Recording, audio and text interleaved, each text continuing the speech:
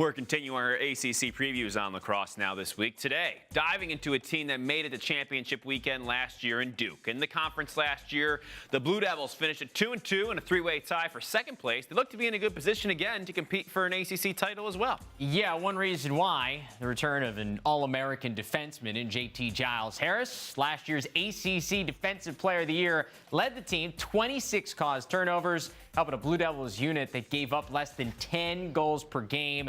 That good enough for top 10 in the country. They'll help, K. Van Raphorst moving on. Yeah. He'll miss him a little bit. Different look. At the other end of the field, Duke returned some key contributors as well. Joe Robertson is once again back at attack. He led the team last year with 42 goals, 59 points. In his 2 years on campus so far, played in every game for Duke, has already put up more than 115 career points. That's pretty good. In the midfield, you've always got to have your eyes on Nakai Montgomery, a player that's shown the ability to shoot, to get hot, and stay hot. His freshman season NCAA tournament, a perfect example of that, the run he went on. Last year, as a sophomore, Montgomery more than doubling his freshman year point total, put up 37 points on 21 goals and 16 assists. The guy that brings all those pieces together, head coach John Danowski. He enters the 2020 season as the all-time leader of Division I wins, jumping past the 400-win milestone early last year.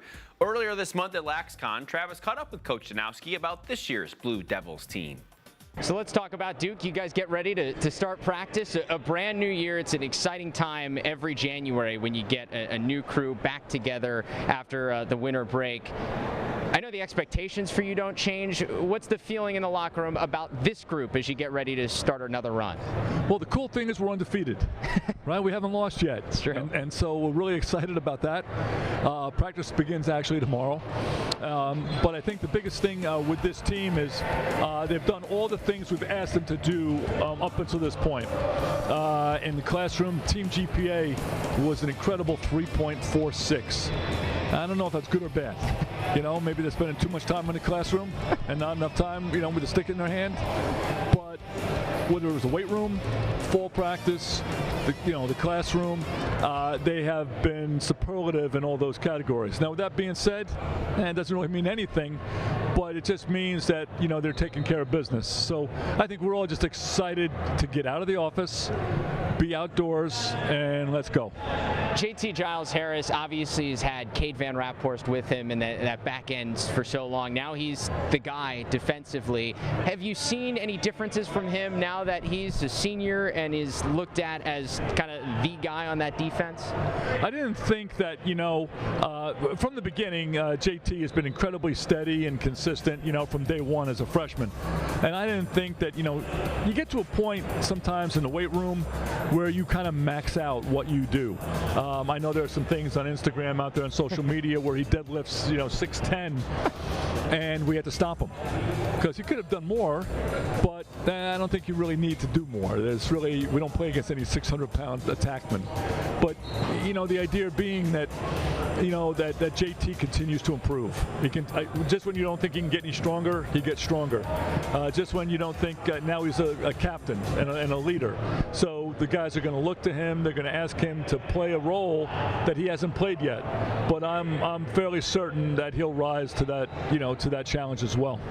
Offensively, you have a bunch of pieces that have all been really good players at times for you over the course of the last couple of years. Is there a guy or a couple of guys, or are you still looking for a guy to step up and try to take ownership on that end of the field? I think you hit it right on the head. I think that this senior class, the maximum amount of games they could have played was 56. So I think it's, we did the math the other day. I think we have 8 guys who played in 56 college lacrosse games, which for some schools, that's a 4-year career. Yeah. And so, you're right. At times, Sean Lowry, Riley Walsh, Kevin Quigley, Joe Manown, all those guys. But I don't think that's going to change in terms of our expectations. Everybody has to be good. Nobody has to be great. Nobody has to take over. Nobody has to be a Justin Gutterding, a Jordan Wolf, a Ned Crotty, Matt Danowski. Just be yourself and have the best year of your career. And that's really kind of the goal. How do you feel about the goal position? I'd say Turner Upgren, the goalie thing is we've struggled with, you know, in terms of whether we haven't helped our goalies in the past or, you know, and our save percentage hasn't been what we'd like it to be. But Turner, after having a year under his belt last year, and had a, you know, we thought a terrific fall. Now Andrew Bonifati and Garrett Smith will push him some, but in reality, it's Turner's job, and but we're also very confident, you know, with Andrew as well. Well, we're excited to see you. We got your Towson game at Towson on LSN, so we'll have a chance to see Coach Danowski's Blue Devils. Can you give me a radio voice? I know you're a radio DJ. Absolutely. This is John Danowsky for 88.7 Radio Hofstra University. And thanks for listening, and look forward to seeing you guys in Towson, Maryland. Coach, appreciate the time as always. Enjoy the rest of LaxCon here. Thank you, Trent.